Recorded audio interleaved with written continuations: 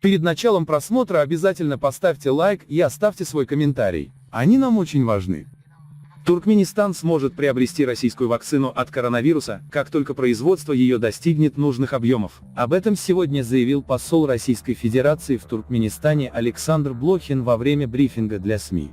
«Я, по крайней мере, не вижу причины, почему Туркменистан не может воспользоваться российской вакциной», ответил он на вопрос журналиста. Полпред отметил, что российская вакцина «Спутник Ви» уже прошла все 3 ступени испытания и результаты более чем позитивные. Дипломат дал высокую оценку сотрудничеству между Россией и Туркменистаном в области борьбы с коронавирусом, отметив, что Россия на безвозмездной основе поставила в Туркменистан более 50 тысяч тест-систем. Между российскими и туркменскими врачами проводятся консультации в режиме онлайн. Кроме того, Туркменистан закупил в России медикаменты и медицинские принадлежности на около $8 миллионов США. Это соответствующие лекарства, защитные костюмы. Более того, Россия поставила в Туркменистан вакцину от сезонного гриппа. Мы надеемся, что наша вакцина, в частности, «Спутник Ви», будет востребована туркменской стороной, и российская сторона поставит ее, как только будут наработаны нужные объемы этой вакцины на наших предприятиях, добавил Блохин.